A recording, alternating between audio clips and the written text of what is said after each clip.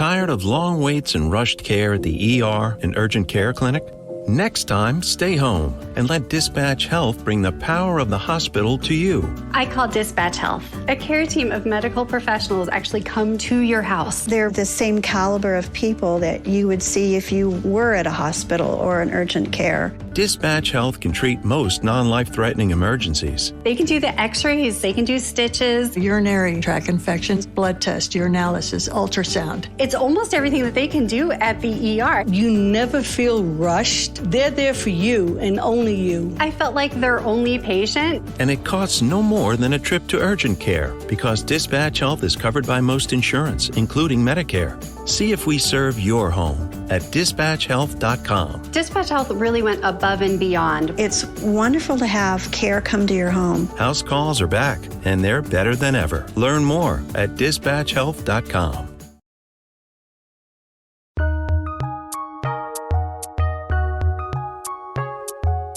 Welcome to the Fantasy NBA Today podcast.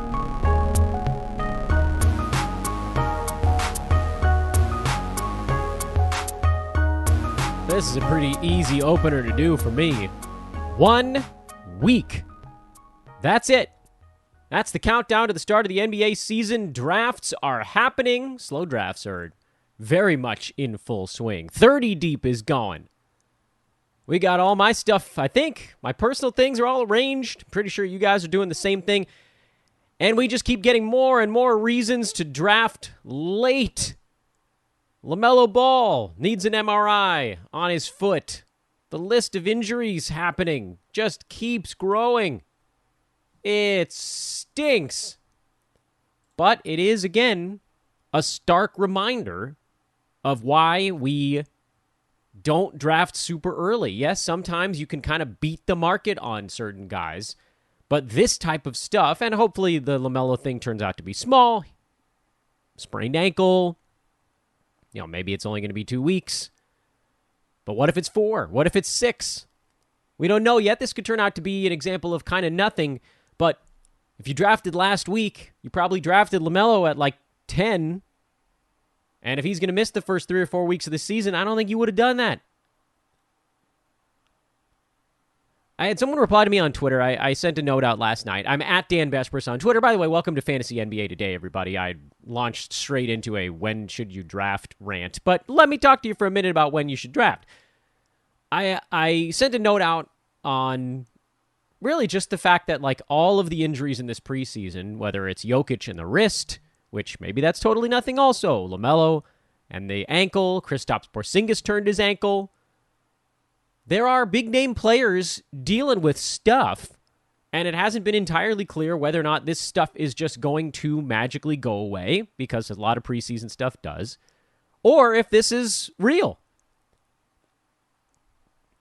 And I said, this is why you draft as close to the start of the season as possible. And someone replied, and they said, player could get hurt any day. Yes, that is absolutely true. However, it does kind of ignore the math of the situation. Let's say I was going to play basketball every day for 5 straight months. There's a certain percentage chance I get injured doing that. Actually, if it was me, the percentage is 100%. But let's say I'm an actual NBA athlete doing that. I don't know what the percentage is. Most of these guys get hurt at least once in 5 months. But what if I said I was going to play basketball every day for 6 months? There's a higher chance of getting injured over 6 months than there is in 5. It's just simple math. The more times you do an event, the more chances you have to get hurt doing it. Now, let me change that discussion and say, all right, the first month of these games don't matter. Is there any reason at all to say, oh, well, he could get hurt any day in games that don't matter? Why? I get it. There's certain spots where you might have been able to take advantage of it. Gary Trent was going after 100 when the numbers first came out 2 months ago, and now he's going like 20 slots earlier. But is that worth it to where your first-round pick might end up missing 3 or 4 weeks of the season? That if you had known, if you draft tomorrow, maybe you skip over LaMelo Ball.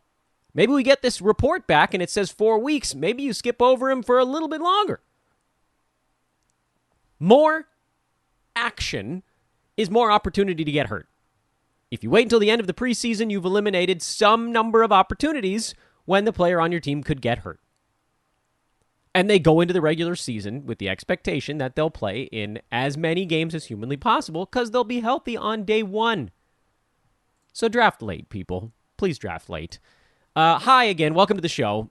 Thank you, everybody, once again for making this just an unbelievable offseason. I've been beyond inspired by the number of you that stayed and listened to shows throughout an entire basketball offseason. It seems almost, dare I say, idiotic that we're doing this. But yet here we are, listening to offseason shows, doing them together, and having a blast doing it. So thank you all. Please do drop a 5-star review on the show if you have a moment. I haven't really asked you guys all that much during this preseason run-up, but if you have a moment, please do that. Again, follow me on Twitter, @DanBespris. We're talking to Adam Stock today. That's coming up in about 90 seconds. Before we do that, I wanted to throw out a quick recruiting pitch. Sports Ethos is short a couple of DFS bodies this year. So if you play some DFS, you think you might be able to jump over to the other side of the curtain, be an analyst, the weekly commitment is a bit lower than if you wanted to work your way through on the full season fantasy side. Shush, don't tell anyone I told you that. Reach out, please, on Twitter, @DanBespris, DanBesbris. It's a really cool opportunity, too, to get yourself on a really well-listened-to podcast. DFS Today has really good listenership, and that would come with it. So reach out. Hope to hear from you guys. Ethos leagues are full is the other thing I wanted to mention here at the outset. You can still hit me up. We do have a priority waiting list for likely next year, but I guess if 12 teams popped onto it in the next 24 hours, you might be able to open up a league. @DanBespris on Twitter. And also, if you want to reach out for recruiting, leagues, whatever, if you have questions about our premium products, you can also email roster@sportsethos.com. You may know him more for his punt ability. I know him because in Roto Drafts, he drafts all the guys that I would draft at that same spot. And so that makes podcasting, I feel like I'm just sort of congratulating myself. But either way, the 2020 FSWA Basketball Writer of the Year. I know I congratulated you about that on last year's visit, but I'll do it again. The great Adam Stock, welcome back to the show, my good man. Yeah, thanks for having me. You can continue to do that for as long as you'd like. Adam, of course, over at EliteFantasyBasketball.com. He is @AdamGStock on Twitter, hanging out in the Great White North. So let's dive straight into the mock results. This was, of course, a 9-cat Roto mock. You were right smack in the middle, which is typically a spot I like to be. Although this year I've had some people tell me they actually really like being on the turn because it seems like there's more first-roundy kind of options. Whatever. I'm jumping over your first-round pick because, damn it, I'm in control of this show, and I want to talk about your second-rounder because that was Kawhi Leonard. And I'm going to try to do math on the fly. I think that was pick 19, which typically a little earlier than he's going in most drafts. Probably wouldn't be there for your third. I guess there's a fleeting chance. But the reason I want to talk about it is because he's now landed in this pile of dangerous old injury guys that have now suddenly just like turned into the middle of the second round. Is there, Adam, this is going to be a question about Kawhi, but it's going to be a broader question that I've been asking a lot of folks about the second round. Is there kind of a hierarchy to those scary guys for you? It seems like here, at least from the results, you're not scared away from all of them, but I'm talking about Kyrie Irving and his reasons for missing games, typically not injury, but LeBron's been banged up. He's in there. Kawhi's coming off a missed season. Paul George is always hurt. Jimmy Butler tends to be more of a third guy, but you can kind of throw him in that mix as well. Are you afraid of any of those guys more than others? How did you land on Kawhi? That's a very broad question, but why not throw you into the hot seat right out of the gate here? The floor is yours, Adam. Just interrupt me and stop me from talking so much. Yeah. So I hate to hedge, but it really depends. So in Roto, Kawhi is my guy. I kind of disagree that he's super risky in that setting, just because his first couple of years with the Clippers, like he missed a ton of games and he still finishes as the top 10 guy on a totals basis. So in Roto, I don't think he's that risky. I think you can take him earlier than I took him. In head-to-head, yeah, he's scary as heck, especially with the Clippers having a poor playoff schedule. I would rank him behind Davis, LeBron in that setting. I'm not a Kyrie guy. I know some people are like, well, this year, like he's got he's in a contract year. He'll take it seriously. But he was in a contract year last year too. And then prior to training camp, he was going crazy on social media. So nothing really about him screams that this year is going to be different. I know there's no like automatic missed games coming up with the vaccine issue not really mattering this year. But with Kyrie, like he'll find a reason, like 2 years ago, it was like birthday parties. Like we can't really predict what he'll do, but like something will happen. I personally think he kind of like looks for excuses to find time off. And I think that'll probably be the case this year. So for me, Kyrie's more a late 2 guy. And even then I'm not really sure if I would take him there, because if I had like Jokic and Kyrie was there, like, am I really going to risk that Jokic like advantage on Kyrie? Do I need to bet my season on that? One guy I know some people are scared of, I'm not as scared of, is Anthony Davis, just because I think he's at least going to like try to play a bunch of games. Like with Kawhi, he's not going to try. Kyrie is probably going to miss a bunch of games, but Davis, like, he wants to play. Get hurt, but I mean, he's going to play through minor stuff, which the other guys won't. So I do give him like a slight edge. LeBron, similar. He's going to try. He'll probably get hurt, but so I would probably put the Laker guys in head-to-head first over Kyrie, just because he's Kyrie, and then Kawhi. The playoff schedule just like really scares me with the Clippers. Like I have George a little low because like there's really no room for error. If they miss even one game in the fantasy playoffs, you're getting like 2 games out of them. Like, of course, bump them up a little more in Roto, especially Kawhi, but in head-to-head, they're real tough. Yeah, that's I mean, that's the thing. Like, going all the way back to what you were saying about Kyrie, the logic on him is infallible. And a shout out to last week, Jonas Nader was on the show, and he was like, look, here's all the reasons that Kyrie should want to play a full season. He's like, well, all he has to do is like show up for a year, and he'll make $200 million, and he's got all this bad publicity. But like you said, I mean, my response to I even asked Jonas, and I was like, yeah, but like, can you apply logic with Kyrie? And it seems like the answer lately has not really been yes. I am also weirdly pro LeBron this year. This hasn't happened to me in like 6 seasons. But is that because he's almost 40 now? Yeah, maybe he must be finally in my wheelhouse. But like, he's been old for a while. It's just that his free throws are not full punt mode, at least after last year. And who knows, it could drop back down to 69%. But like, to get him out of the punt free throw era, because like 75%, I know the volume is high, but you can make up for that. You throw one good foul shooter on your team, you can kind of nullify what LeBron did last year, as opposed to previous seasons, you kind of needed like 3 guys to cancel him out.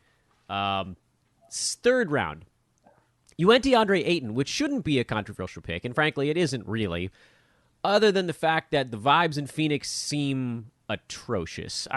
Who has looked as sad as Ayton after signing? What did he sign? Like $150 million contract or something? And he looked so miserable at that press conference. Are you at all worried about what that could do to just like general fantasy value for guys on the Suns this year? A touch for sure. We'll see what happens once Crowder gets moved, because maybe that will kind of like clear things up, make the vibes a little better. I'm not going to lie. I didn't love the Ayton pick. It's just, I think there was like 4 teams behind me that didn't have a big. So if I didn't take a big there, I was going to like really be struggling to find centers. The way I'm justifying, at least in my head, I'm not sure I believe it 100%, is that he wasn't happy last year and he still had a pretty nice season. So, and True. Like that's really how I view it. I don't think he's going to really dog it that much. And just as Paul continues to not necessarily like decline quickly, but take on a lesser role in the offense, it's almost like got to go to Ayton. Like I know Cam Johnson will get some extra shots, but it's not going to be that much. And like Booker can only take on so much usage. So I still think like Ayton's probably still a good bet for like 18 points a game. Like I would love for him to get traded to like a team where he's going to be featured, because then you're probably looking at like a 2nd round guy and like a 1st round guy in friendly punts. But I do think he'll be probably like top 40-ish with the Suns, which like I'll take. And just for a brief moment here before we go to our next question to the lovely Adam Stock, I want to remind everybody listening that the Brewski 150 is on sale now. It is officially in the Fantasy Pass. Yes, our most popular preseason and in-season fantasy package has the Brewski 150, which this year has 20 to 25 sleeper-type targets, many of whom have top 50 upside and aren't even being drafted. Do not go into your draft without the B150. There's just no reason to. It's a simple $5.99 a month for the season subscription, and you'll just boat race your damn league. That's the simple part of it. That's the long and short. Get the B150 in the Fantasy Pass. It'll be in the draft guide actually 2 days from now as well. If you don't want the in-season package, which I think is a mistake, but you do you. Also in the draft guide, as of last night, Mike Passador's Sleepers and Busts. Those are some of the most popular articles that we put out on a year-to-year basis. We got Brewski's Points League ranks. We got Brewski's projections for the season. We've got an ADP tracker, a streaming tool, a schedule grid, depth charts. We've added a quality games board to the draft guide, so you know when teams are playing on low-traffic days. Second-year breakouts, third-year breakouts, second-half sensations, best ball primers, high mileage report. We talked to Josh Millman about that 2 weeks ago. And of course, Dynasty rookie ranks and regular ranks. It's a hell of a draft guide with over 40 features in total and counting. Now mock drafts going into the draft guide as of today as well. Go check that out. Draft guide in the Fantasy Pass at sportsethos.com. Get the Brewski 150 and just start demolishing people. Yeah, safe. It's safe. I'm going to jump over 2 picks here because I want to make sure we leave ourselves time to talk about your 6th rounder, which is Lauri Markkanen. And he is especially interesting because at the time of this draft, we didn't really know where the kind of dust was going to settle with him. This was like right after the trade. He has a lot of eligibility, which is nice. It sounds like he's probably going to be leaning into small forward, but then as guys rest, he can sort of slide up the board. It seems like now, Adam, he's going in kind of like the mid to late 80s, early 90s range. You got him here a little bit earlier than that, but again, we didn't know where he was going to end up. I think this is like pick 67. But I was just talking about him on yesterday's podcast because we're just learning what his ADP looks like. And this is a guy who, I feel like nobody remembers this. He was actually number 71 per game in 9-cat last year. Yeah, and it seems like his situation is better in Utah, minus maybe some of the tank stuff. But walk me through a little bit your thoughts on Markkanen, why you were willing to take him at 67. Where do you think he might go this year from a fantasy standpoint? Yeah, so for me, on a per-game basis, it's exactly what you said. Like, he finished 70th last year. I don't think he's that risky from a per-game basis. I think there's not a lot of downside and quite a bit of upside. Like, we've seen top 50 before in Chicago or early in his career, and his game's like pretty fantasy friendly. Like, the main risk is that he gets hurt a lot and then he's on a poor team. But at this price, it's not too bad. Part of me grabbing him to 6 was actually just the draft that I was in. Like it's important to know who you're drafting with. Like, I'm in a draft with a lot of guys who know their stuff and a lot of guys who like kind of making spicy picks, so like ideally I would have got him in the 7th, but here I just won the 6th because I really wanted him. I like him from a category scarcity standpoint, getting nice points and free throw percentage impact from a big is nice. I also like how he's looked in Europe in the summer. Like, he looks really good. I think people kind of wrote off Lauri a little too early in his career because he had a down year towards the end in Chicago, or he just wasn't a nice fit. But like, if you look at this guy, he's been pretty nice in fantasy for almost his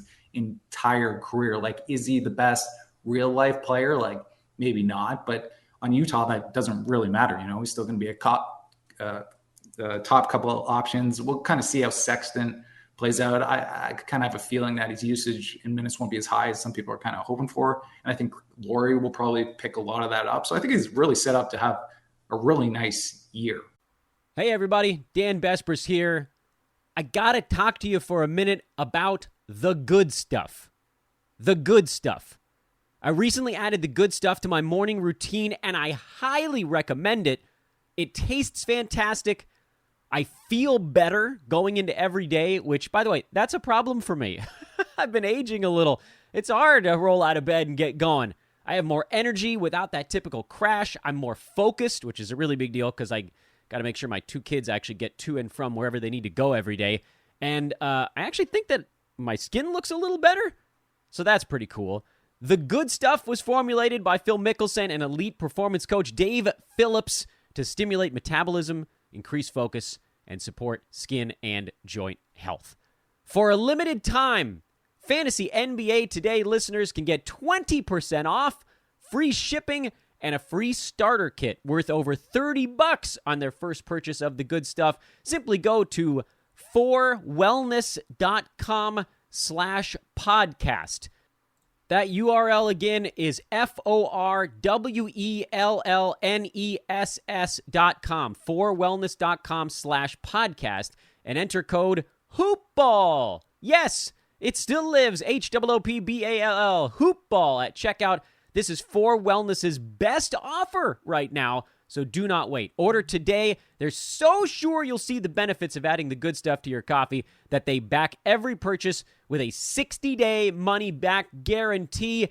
If you're not completely satisfied, you can return it for a full refund.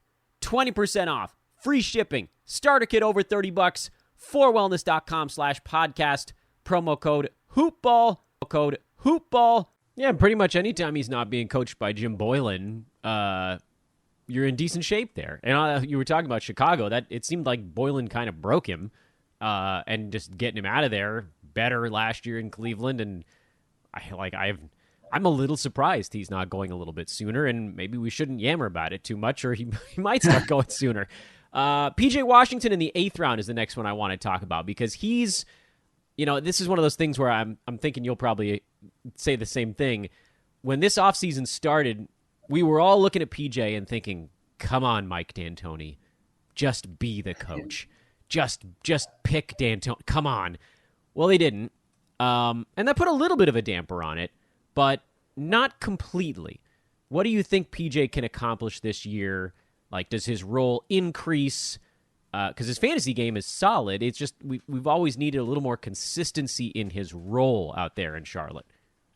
Yeah, I love PJ this year. I agree. Like the coaching situation isn't ideal, but I just feel with the Hornets, like everyone bumped up LaMelo. Like LaMelo's a first rounder, and then like forgot about the rest of the team. Like, especially until recently, like Rozier was being underrated. Hayward is going for dirt cheap, and PJ to me is going a little later than he should. Like that team's not super deep without Bridges in there.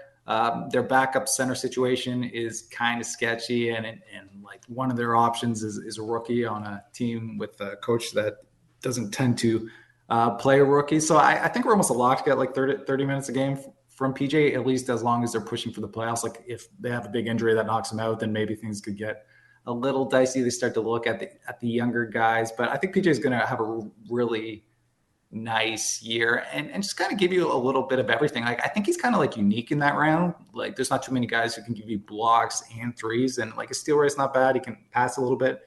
So like you're looking at an 8th round guy who can give you a little bit of everything, like a well-rounded line. Usually there aren't guys available in that range. So I think people are sleeping on him, and just like the Hornets in general, I think they're going to, at least their main pieces are going to be really nice from a fantasy standpoint this year. Yeah, they don't have a whole lot of choice there. I like to clump the last 4 picks together. I found that this season, at least looking at the way drafts are playing out, right around pick 95-ish to 100, you start to see this shift in strategy to guys who have either a floor or a ceiling. Although it could be argued that the first guy you picked is like less about that and more about, is he healthy enough to take the court? But I'll just roll out your last 4 names here. Gordon Hayward, Ivica Zubac, that is Bogdan Bogdanovic, and Bruce Brown, who I'm just looking at the I didn't even realize this, but I think Bruce Brown has eligibility at every position except center on Fantrax, so that's kind of fun. Silly little trivial footnote on the end here. What are you expecting from those 4 guys? Because I am kind of lumping them together.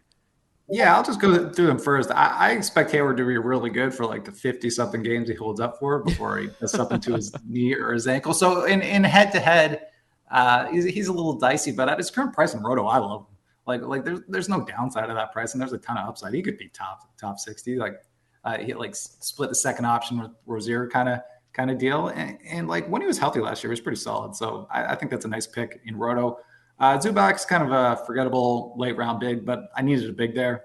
And I think he'll play a little more this year just because Covington as a backup center, you can only play him so much in certain matchups. So I think Zubac's probably going to pick up a couple of minutes. If Bogdanovich is going that late in Roto, he's an automatic pick to me. I just think this is the guy who's a pretty good bet to be a top 85-ish option. I know some people are worrying because Murray's coming in, but they had a lot of guys going out too, like Herter, DeLon, Lou. So I still think he's going to end up in the high 20s, and he's put up a top 50 season-ish season with that before, or the top 75 before. So I think the minutes are going to be there. Plus, he could turn into a top 50 guy if one of the starters goes down. And they're both fairly durable, but these days, everyone goes down for a stretch. So you're at least going to get some nice stretches for him. And then Bruce Brown is kind of like the type of guy that I'm targeting late just because Yahoo and ESPN have bumped up all the trendy guys. So there aren't as many obvious sleepers late. So I like targeting guys like Brown, like Okongwu, guys like Bobby Portis, who maybe won't be killing it to start, but they'll be better than a streamer. And they're only going to be one injury away from being a mid-round player all year. Yeah, you mentioned Okongwu and Portis. Are those the other two guys that you were looking at in this stretch?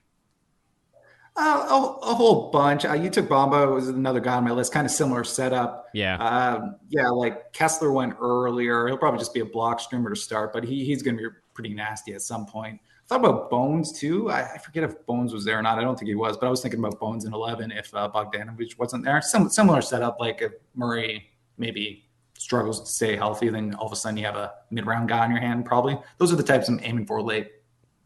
So I listeners might have noticed that we moved through your draft a little quicker than we have on some of the other guests. And the reason for that is that I wanted to use some of our time today to talk about punting, because you are the one guy that we have on the show that really leans hard into it, but in a different way. And we talked about this a bit on last year's show, actually, as the percentage punts and the turnover punts have become more mainstream. You've looked into really interesting ways to kind of zag when everybody is zigging. What have you found to be some of the punt benefits going into this season? Has that carried over where because everybody's doing a field goal percent punt or everybody's doing a turnover punt, it has opened up other avenues, other things that you can punt more easily now? Yeah, I think it's a pretty unique year because punt field goal percentage is always up there. But then again, you look at the first round and half the first round is going to be punting field goal percentage. Right. So the competition for your main targets is going to be really tough, especially for the bigs. And finding the right bigs in punt field goal percentage can be really, really rough. So, and then in the second round, there's not really many obvious punt assist guys, like safe guys at least, and that's usually one I push, and I think that one's pretty popular. So I think this is the year to kind of really get creative. One punt that I always recommend, and I hope people kind of at least try it because it's really nasty, especially with the bigs and Durant, is punt threes. With Jokic, I think that's generally the go-to. In my main league, Jokic punt threes has won the last 3 years. Even pre-prime Jokic won it with the punt threes. So I think it's a pretty nasty strategy. And a lot of the punt threes targets are relatively safe guys. You got guys like Siakam, DeMar, Murray. Well, you can go Jimmy and risky for the per game upside, but you can play it pretty safe with a lot of those guys and come away with some pretty nice upside just because guys like DeMar and Siakam gain quite a bit of value in that setup. So I think this year, punt field goal percentage is always nice, especially in 8-cap, but it is a year to potentially get a little spicier. And I wouldn't even say punt field goal percentage or punt assist is necessarily better than punt threes. I think punt threes is really good. But this is definitely a year, especially because the second round is so tricky, to really put in a little extra work, a little extra prep. I think it will really pay off this year. So if you're punting threes, let's just walk a little farther down that path, because this is always fun for me to just see how far we can take a vein or an artery here. Sure. And what if you don't get Jokic in the first? Does that take that option off the table for you? No, I love it with Embiid too. I really do. It's nice that those guys hit threes, but it works perfectly with him too. And he really kind of addresses the issues that build can have, because that build tends to be big heavy. So you can run into problems with points and free throw percentage, and Embiid kind of fixes that right off the bat. Like if you go Embiid and then like Murray or DeMar or something like that, you're in a pretty good spot in almost all of the categories. Durant is kind of like, people think he hits more threes than he does, and he also fits that well because he brings the points that the build needs. It brings a free throw percentage, impact. So yeah, I don't think it's just a Jokic thing. I think it's the best option for Jokic. Punt blocks would be second, but I think it works for quite a few guys. It works really nice for Harden as well, but that's a little trickier because you have to get the points, which is tough. It would be a natural fit for Halliburton if he was a 22, 23 point per game points guy, but since he's not, I think I lean punt points there just because it's going to be so hard to make the comeback. What are some of the pitfalls you could accidentally kind of step into if you were punting threes? It feels like, you mentioned DeMar. Obviously, he covers certain things, and then like Murray doesn't shoot a ton of threes, but does get you a number of assists. What are the things that you might accidentally also end up punting that you would suggest to listeners? Here's how you kind of stay out of this problem if you're trying to punt threes. Yeah, so generally points and free throw percentage tends to be the issue there. One thing I do find a little tricky this year is steals in that setup. Not with Jokic because he's so nice, but with the other options, like KD doesn't get steals. Embiid is so good for big, but nothing notable. Right. Harden's steal rate has dipped. And then if you take like someone like DeMar in 3 or maybe around the turn or something, then you're in a pretty big hole. And then there's not a ton of steals in 3 and 4. Like I find myself in punt threes, like going OG and a 5 or 6, even though he's not really a fix, a nice fit there just because steals are so hard to find. And that's not necessarily ideal. So I think steals is a tricky one this year. I think steals is just a tricky one across all builds this year. I just usually find myself a little lower than I'd like. So you ever get the feeling that somebody's watching you? Like, even when there's no one else in the room?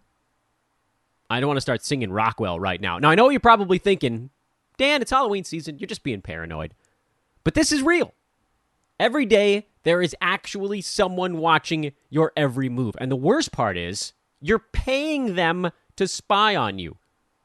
That someone is your ISP, your internet service provider. You know, the company you pay for your internet. Every website you visited, late at night, early in the morning, how much time you've spent on them, they keep tabs on you. And that is why I use ExpressVPN. It's simple. If you use the internet, which you all do, you're listening to this podcast, ExpressVPN is an app that you just need to be using.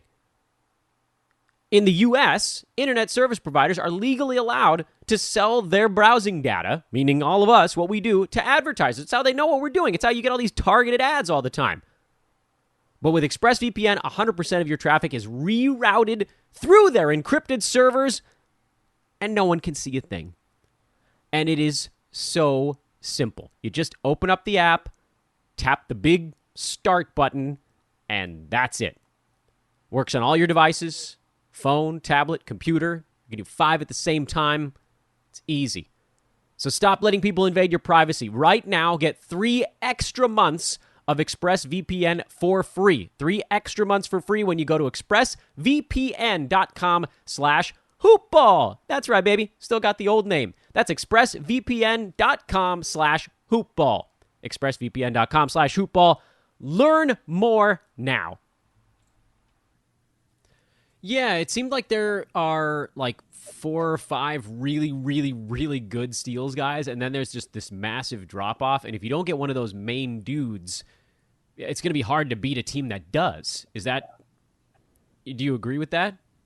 Oh yeah, for sure. Like you look, the average looks similar to, like the average steals look similar to previous years, but if you look at, it's like Murray, Fred, guys like that, like Jokic in terms of bigs, but there's a lot of guys with just very average steal rates at the top of the draft this year. And then that doesn't even count guys like Booker, who was okay in steals, but he's probably going to regress, like Trey, is never a steal guy. Even like LaMelo, he's elite, but what's going to happen now that he's taken on more usage, I think steals is just a tricky category this year. Yeah, and a last thing I want to ask you on the punt stuff is about turnovers, and this is something. It's a discussion we had last year.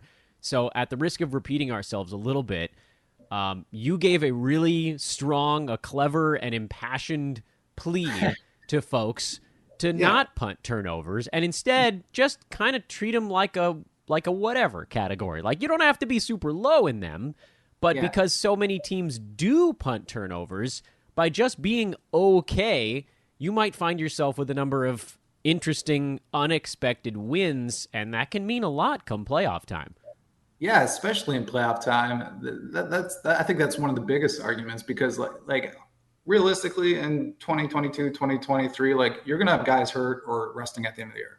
And if you have guys hurt or resting at the end of the year and your opponent doesn't, and you're not winning turnovers, like, RIP. Like, that's it.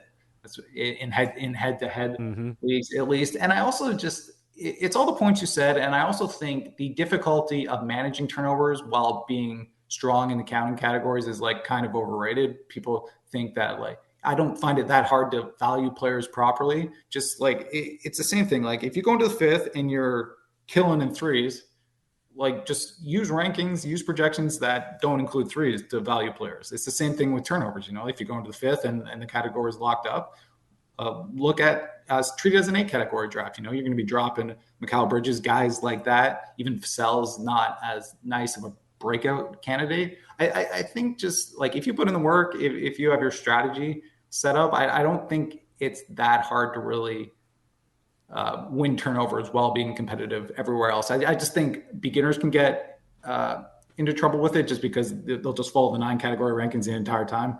And, like, you never really want to do that.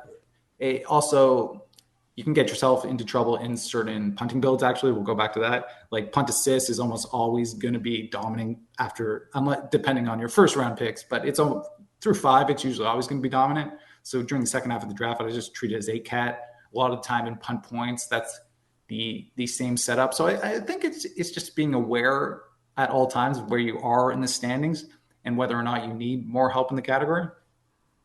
What I'll say to you, Adam, by the way, as we're starting to get towards wrap-up mode here, I'll remind everybody you can follow him on Twitter at AdamGStock.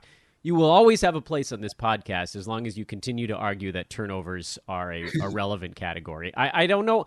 I know that I'm, like, out on an island a little bit here, but I just don't mind the fact that 9 category leagues deal with them. I do think there's a value to being a player who can accomplish more with fewer turnovers, as in real life. Like, they matter in real life, so they should matter in fantasy. So I get it. Like, a lot of folks do ignore them and treat 9 cat like 8, and that's fine. That turns you into you generally get a pretty good head-to-head team going that way. And I understand the argument that some teams give up in Roto, and so, to that end, you'll probably be in front of them anyway. But, like, adding 4, 5, 6 extra points in turnovers in Roto leagues has actually been really critical to some of my wins. So that, like you said, I think there's just, like, it's another level of strategy, and if you utilize it properly, then you're good to go. And sometimes that means treating it with where you ignore it a little bit more, and sometimes, like you were saying, if you're just, like, cognizant of it throughout the draft, then you can use it to your advantage.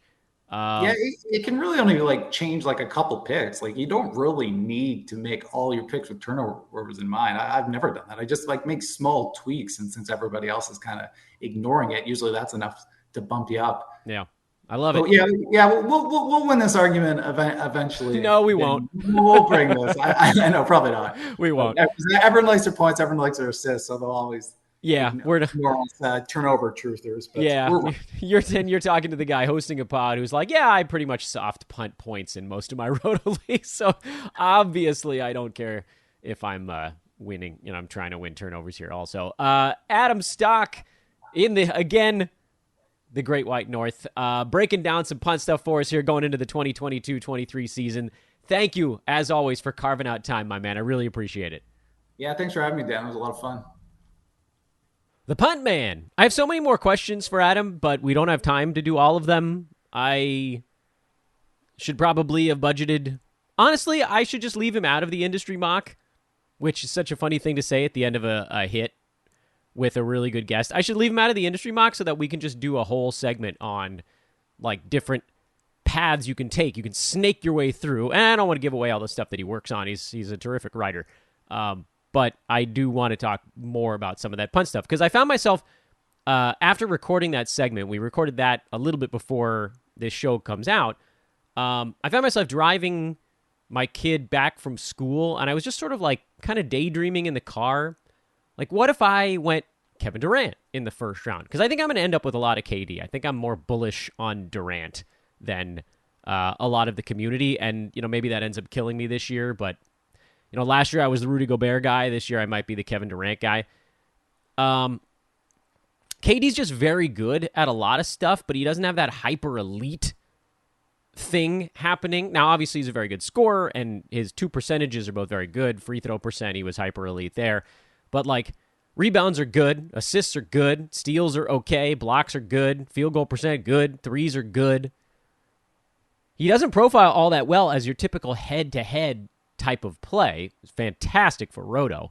But, for head-to-head, where you do start to think about punting, what do you punt with a guy like KD? Steals? Maybe threes? Adam was talking about Embiid at 1.4 threes, Jokic at 1.3. Taking a center early maybe leans you in that direction. Durant is more of a power forward, and he hits about 2 threes per game, which is above league average. I don't think you punt something where your first-round pick is above league average. He's not Steph. He's not Trey. He's not these guys that are hitting 3.5 or 4 of them. Even LeBron hit almost 3, but I don't know. With KD, that's a weird one. Maybe it's steals in head-to-head. Or maybe he's just not the direction you go in head-to-head. Maybe you go Embiid and just lock in a big points number like KD, lock in some good blocks, some good rebounds. Still got good percentages, but, it's we kind of go either way there. I don't know, man. When I have an early pick in head-to-head, I tend to not want to punt. And, why pigeonhole yourself like that? Why lock yourself in after the first round? Maybe the second round comes back to you, and I don't know who the hell's on the board. Pick whatever player you want. Say they're on the board. Maybe that's when you consider the punt. Maybe there's a guy towards the end of the second round that you were eyeballing. Is it Bam? I don't know. Bam's not a guy that I've really been lusting for in the second round of drafts this year. Let's try to make this more reasonable. You took KD at the 4 spot, because it tends to go Jokic, Giannis, either Luka or Embiid, maybe the other one of those guys, then maybe KD. So it's probably coming back to you around pick 19, 20, somewhere in that neck of the woods. If you're punting steals, you probably don't go Freddie VanVleet. Donovan Mitchell, he had a big steals number last year. Domantas Sabonis, I guess you could go with. Big guy, does actually get some steals, doesn't really block shots. I don't know. I think I'd rather just go with players that I really, really like and kind of worry about the other stuff later. If you'd have awesome players, you're going to be able to trade them for value if you'd like to bring a punt back. Now, if you have a pick slightly... Okay, so, one caveat to that is Giannis, obviously you take him early. He's a great guy to build a punt free throw team around. As you work towards the back end of the first round, even middle and back end of the first round, the weaknesses in players become a little bit more evident. I love Steph. He's going mid to back first round, but he's weak in guard stats. Or weak in big man stats, I should say. He doesn't rebound very much, doesn't block shots. Last year, his field goal percent was low. That was a little weird. It might come back, but you could go Steph, and then, all right, depending on who comes back to you, maybe you contemplate a rebound punt. Maybe you contemplate a blocks punt. Maybe you kind of go a big man punt. Those options, Trey leans into a punt pretty hard towards the back end of the first round. James Harden kind of leans into a field goal percent punt. As you move towards those players, the punt becomes a little bit more, I think, necessary on the head-to-head side. Now, in Roto, I think you always try to work on pairings. You want to make sure that you're not leaving any stats on the table. But, if I'm the Kevin Durant guy, I might just go for a crap ton of categories in head-to-head because he makes you good in a lot of them. I think he's going to be healthier this year than people think also, but whatever. Dedicate a whole show to Kevin Durant. Maybe I'll do that on YouTube one of these days here leading up to it. Thanks again to Adam G. Stock on Twitter. So you can find him. I am at Dan Besbris on Twitter. Thank you again for dropping a 5-star review on the show. Thanks again for reaching out on recruiting stuff. Again, we're looking for DFSers right now in particular. Thanks for filling up all these Ethos leagues. I believe this is the largest turnout we've ever had on that front. And let's just keep having a ball as we roll towards the start of the NBA season. Coming up later this week, we'll talk to Aaron Brewski and Josh Lloyd. Should be a really fun conclusion to the week. We will also have some of the Dan Besbris Old Man Squad starting to trickle out into your earlobes. And then next week, we'll profile some actual real draft results. I think we might even do some of that this week. This is Critical Moments, everybody. We got real ADP data to go through. Get you ready. Your drafts are all coming up. I know it. Have a great, great Tuesday. 132 off-season episodes. Dunzo. 5 more to go. That's ball game time. So long.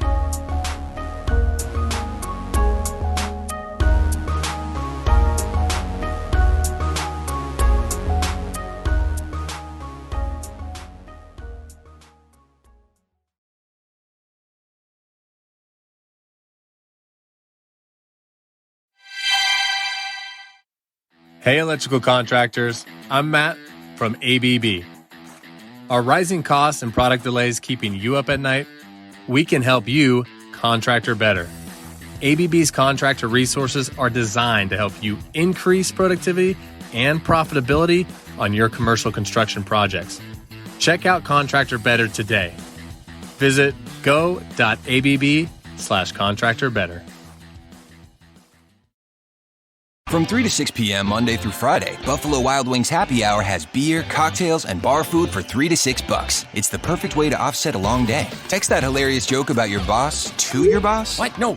Try a $4 Coors Light Tall. Set your morning alarm for 6 p.m. That calls for $5 strawberry margaritas. So if you ask your phone why you're still single and... Seriously? Head to Buffalo Wild Wings Happy Hour from 3 to 6. At participating locations, taxes and fees apply. Dine in only. Drink responsibly. Offers vary by location. Void where prohibited.